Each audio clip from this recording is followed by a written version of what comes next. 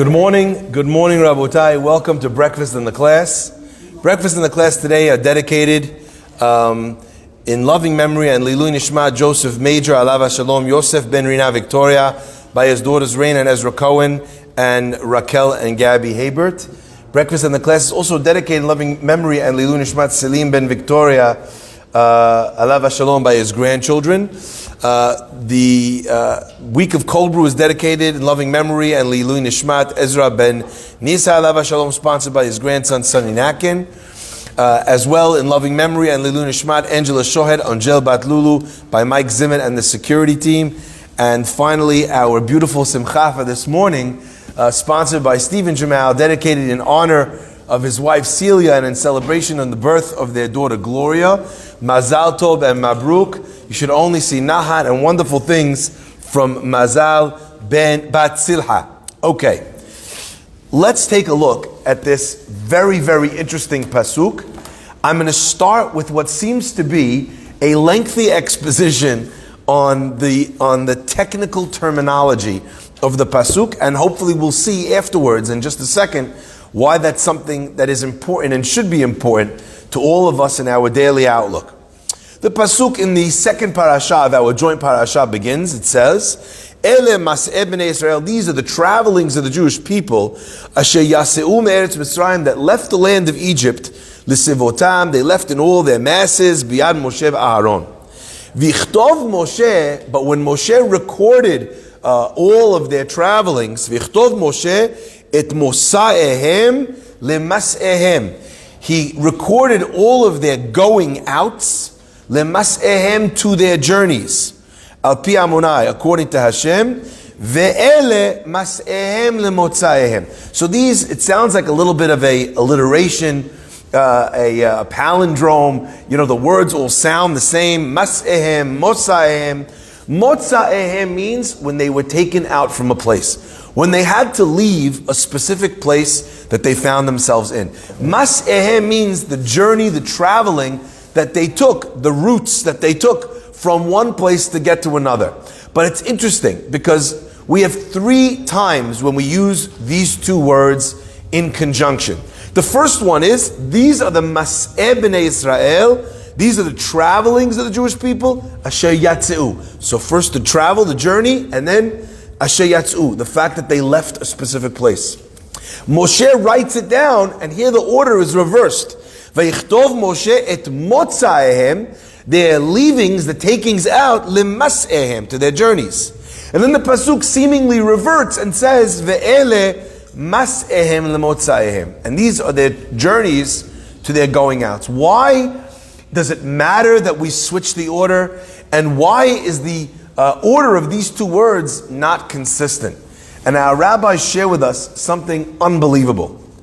And they explain that when we look at our lives unfolding throughout the various stories that happen to us, the good things, the bad things, most often we look at the various elements of the journey of life, and we think, I traveled here, I went here, I did this, I left this place, I left that place. But when God looks at the trajectory and on the roadmap of our life, He sees it in a very different way. And let me explain for 1 second what this concept means. For us, we think we journey somewhere, and then because we journeyed somewhere, we left a place. But actually, if someone was to look at it from God's perspective, they'd see something completely different. And let me illustrate this idea with a beautiful story. There was a man who unfortunately had difficulty in his business, and as time went on, he needed to be able to have cash flow, to be able to run a business. One of the most crucial things to a business's success is cash flow. You need to be able to output money before you've earned that money, buy the goods before you can sell them, lay out the money for the building before you can collect the rent. So the liquidity of a business and its cash flow is often the nature of the success in various industries. So there's a fellow, he unfortunately comes on hard times, and he realizes he needs to take out a loan in order to be able to survive. Doesn't want to borrow money, but unfortunately sometimes in life, that's what it comes down to. So he goes to a local Jewish loan society. He gets someone to sign on his behalf, guarantors, and they lend him $50,000. The condition of the loan society is, we need to be able to bring money in order to have a loan society. You can't give out all your money. You need to have money always in the pot. So they said to him, look, we need head checks from you for, if you're going to pay back $1,000 a month or $1,000 a week, whatever it might be, we need head checks so that we have the guarantee that we'll be able to. The guy says, listen, let's make a deal. Do me a favor. I'm going to give you the head checks. He says, but every week, but before the end of the week, he says, Be'ezrat Hashem, I'll be here. Maximum 1 day late, 2 days late, but the money will be you. I'll come and I'll pay you in cash. Please don't cash the checks. If you cash the check and I wasn't ready for it, and the bank, bounces my check, they're going to cut off my credit cards. I'm on the last straw. I need my credit card in order to survive. Please don't cash the checks. Wait for the cash. I'll come pay you in person. The man who gives him the loan says, absolutely, you have my word, no problem. We're not going to cash the check. Hadda gets in his car one night, late night. He's making a journey back to the city, to New York City, to be able to be there early in the morning to open up his store. He gets into a gas station. He gives the guy the credit card. The guy puts the credit card into the machine. He's almost on empty. Puts the credit card into the machine. The fellow says, I'm really sorry, but your credit card's been declined. The guy busts. His eyes are busting out of his skull. I can't believe it. I told them not to cash a check. I begged them. The guy even told me that it was going to be okay and that he'd wait for the cash. And if not, at least he could give me a phone call. Exactly what we agreed on, exactly what I was worried about is now coming to fruition. I can't believe it. He's fuming. He's so angry. Hazi, what happened at the Gemach? This is not the only show in town. They lent out money to all these different people. Unfortunately, whoever it was that saw the head checks and the thing didn't know, didn't communicate, took it to the bank, cashed a check. He'll only find out tomorrow morning that there was a problem. But this guy now is stuck. He can't get to the office. He can't drive. He's stuck with his car in the middle of the night. He's so upset. The guy, the gas station attendant, says to him, listen, it happens all the time here. There's always someone who comes in, there's a problem with their car, they can't find their card. He says, I'll tell you, over the years I've learned that I ask the people, I say, just push your seat forward, look underneath. You'll find quarters that you dropped, you didn't even know were there. Look in between the seat and what's, you'll find an extra couple of crumpled up dollars. Even if you get $2, $3, $5 of gas will get you home. And then in the morning, you'll come back with money. The guy says, you know what, you're absolutely right. I'm losing my mind over here, that I can't even get home. We'll fix it. I'm sure it was not a problem. He moves the seat forward. He goes in the here. He goes in the back. He checks he comes up with $23. That's how much he had in the, now when I was living in England, this happened to me all the time. You know why? Because over here, what's the biggest coin we have in circulation that we use normally? A quarter. So if you drop a couple of quarters, it doesn't help you so much. In England, they have a 10-pound coin. Wow. 10 pounds, even with a bad exchange rate, it's like $14. So you're sitting there, it falls out of your pocket, you reach into the seat, you find 5 pounds, 10-pound coin, you're doing pretty well. This guy, I don't know, maybe he never checked this car. $23 is pretty, it's a nice amount. So he says, you know what? He tells the guy, he says, give me a quarter of a tank. Guy fills up a quarter of a tank. This was before Joe Biden. So a quarter of a tank, cost him, whatever it was, however much he asked for, half a tank. He goes into the guy, he says, how much is it? The guy says $20. He says, perfect. He goes, I have $23 here. Give him the $20. As the guy takes the $20, he says, oh, look, you have $3 left. He says, why don't you play the lottery? The lotto is $3. Extra $3. The guy gives him the $3, the scratch off, whatever. He wins exactly $50,000. Hadda doesn't realize he's screaming and yelling, so upset about the fact that they cashed his stupid check, yelling about the fact that this guy's causing him all sorts of issues. If he didn't cash the check, he uses the card, he doesn't buy the ticket, he doesn't have the 50 grand, the whole loan disappeared because of this one moment of wejaras. In the end of the day, what actually happened to him? Nothing. He got the gas, he went home. But for that brief moment of aggravation, His salvation came, and the whole loan he was able to pay off in 1 second from that the extra $3 that he had. My friends, in our lives, what we see is sometimes a journey, an unnecessary, a detour. We had to drive around this way, we had to go over there, we had a problem with the business, a difficulty in our relationship. Someone did something, they said they wouldn't. Someone didn't do something, they said they would. I took the wrong suit, I packed the wrong bag, they lost my luggage. We all know the wejaras that comes, the difficulties that come in life that come our way. We all know them. But from God's perspective, it's not a random journey. It's a mosa'ehem lemas'ehem. Every detour has a predetermined mosa'ehem where God took you out of your lane and put you in this lane. God took you out of, out of the regular lane, and He put you in what I call the HOV lane. What does HOV stand for? Hashem Overview. When HaKadosh Baruch Hu is looking at your life, He says, I have the guy in the regular lane, but you know what? I'm going to stick him in this lane over here, because in this lane, it's going to be a little bit more difficult, or a little bit out of the way, or a little bit unexpected. But you know what? He's going to go on this date with this person who they swore to him was compatible. And 2 seconds into the date, he finds out that the girl wants to only live in Israel, or the girl only wants to live in New York City. And he's so mad. Why'd they set me up with this girl? But you know what? He's a mensch about it. He finishes the date, doesn't yell, doesn't fume, doesn't make a big deal. But they find out at the end of the night they're incompatible. How many times did I hear from a guy where the guy tells me, I went on a date like this, I met my wife, I went on this pointless, useless date from the shadchan, from the rabbi, from whomever. At the end of the date, the girl says to me, you know what? It's not going to work. I want to go to Israel. You don't. I want to have 6 kids. You don't want any kids. But at the end of the day, she says, you know what? But my best friend, but my sister, you were great. You were gracious. You were kind. You were a gentleman. You were respectful. And even though it was obvious that it wasn't going to work, you didn't spend the whole date moaning about the fact that people wasted your time. All the time, Borei Olam takes us out of our lane and puts us in the lane that we need to be in. Motza'ehem lemas'ehem. But when it's viewed from our perspective, we don't have the HOV. We don't have that ability to look at it from that angle. So therefore, for us, it always seems like a detour. A happy person is a person who waits to see what God's plan was and doesn't get angry first. So the pasuk starts off and says, Ele mas'eh b'nei Israel. You want to know the Jewish people, what it looked like to them? Mas'eh. It was a journey. You see the end of the Ele mas'eh, and this is their journeys.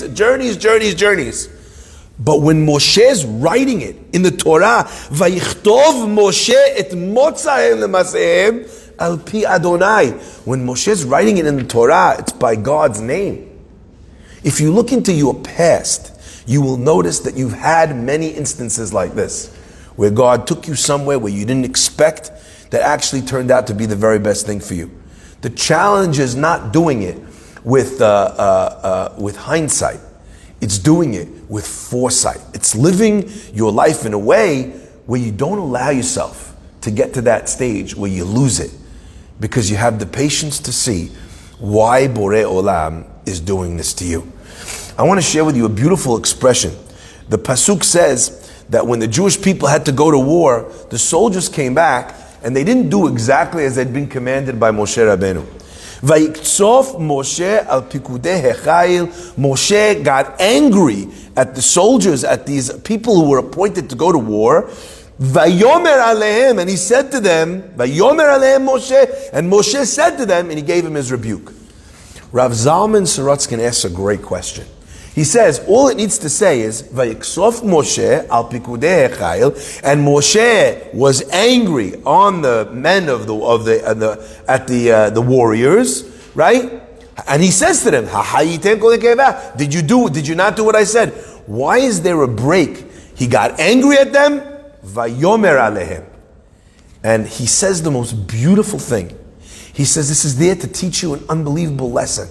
And that is, Vayiksof, if you got angry, you can't speak when you're angry. So Moshe first got angry at them. Pause. He calmed down. He let it simmer. He relaxed. And once he was out of that state of anger, then Vayomer Alehem. And it always struck me that if Moshe is angry, which expression of speech should we have chose? Vayomer, which is a soft expression of speech, or Vayidaber, which means a harsh form of speech. It should have said Vayidaber. The pasuk is telling us no, that Moshe waited that time that it took in order for him to calm down. Now I want to share with you, this is such a beautiful concept. There used to be a rabbi who gave advice to married couples, and someone came to him right after their wedding and he says, I have a very special bottle of water for you. It's Shalom Bayit water. The guy says, there's such a thing? He goes, absolutely. He goes, wow, what kind of Rabbi Baba Sali blessed this water? He goes, what do you mean? How does it work? He goes, you get angry at your wife, you use this water, you follow the instructions, no problem, it gets you out of any fight. The guy can't believe it. He's saving it for a rainy day. We've all had those days. Anyway, his wife gets him so upset. He realizes, a big storm's coming. He runs to the cabinet to go get the miracle Shalom Bayit water. Quickly turns the bottle around and he sees the instructions. It says, to use in extreme cases of anger. Step 1, empty entire bottle's contents into your mouth. He looks at the bottle. Step 2, keep entire contents of bottle in your mouth until you are calm. That's the Shalom Bayit bottle of water. And oh, does it create miracles. Rav Moshe Shapiro used to say that if a person wants a great tip for life, when they get into a moment of anger, they should wait 40 seconds. Count until 40. I don't know where you got the number from. Maybe that's the number that we find is a gestational period, the time of the Mabul, or maybe that's what the guy should think about, 40 days of the Mabul. I'm not sure what the guy's thinking, but 40 seconds is enough. Even just a brief pause is enough to create a space between Vayikzof Moshe and the last part. I want to end with one last piece, which I thought was so beautiful. So you see, Moshe is very angry. Vayomer Alehem, and he responds to them not with anger.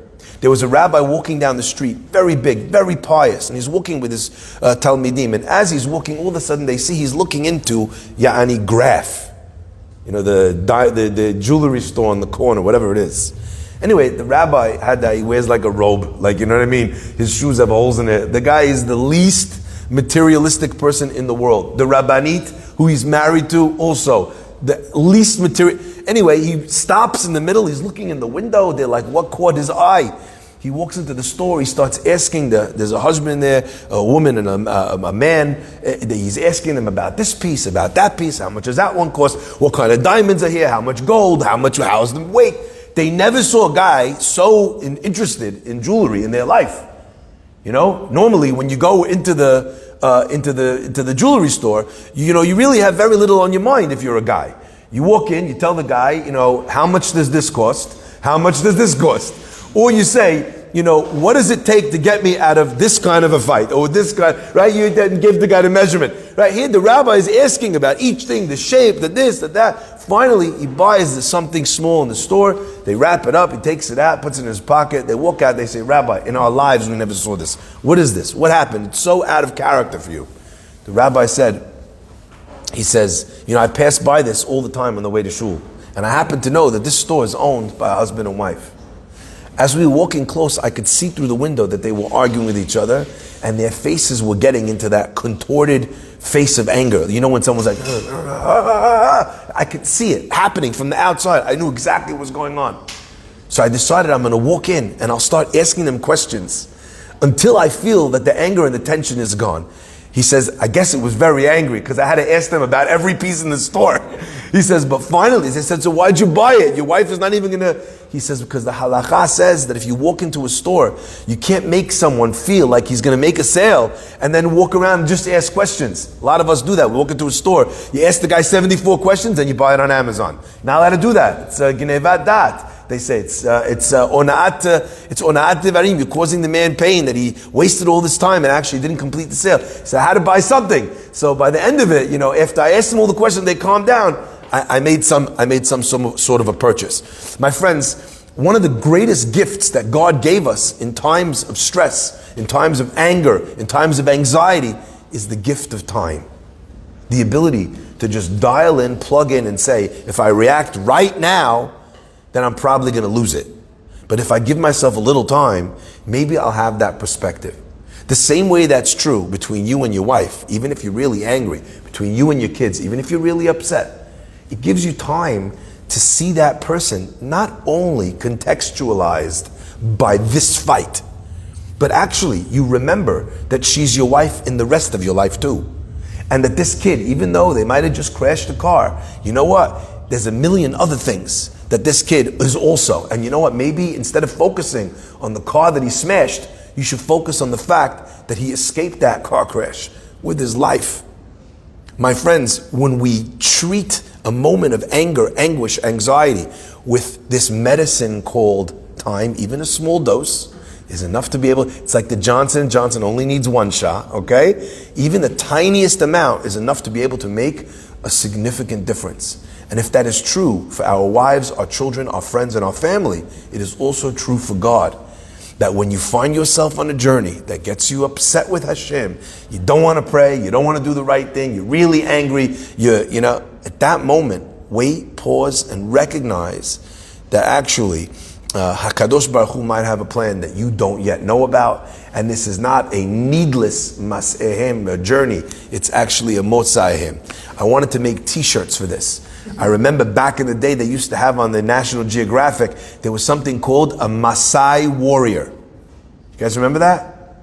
Masai is one of these areas in Africa, and these warriors were very fierce, and they were able to kind of stand up to all sorts of different things. They hunt lions and mabarif.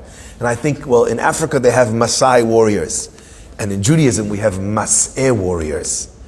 People who, no matter what journey they get taken on, are strong enough to be able to hang in there, not lose their hope, not lose their faith, and not lose their cool. May God bless us always to come out on the right side of history. Baruch Adonai Le'olam. Amen.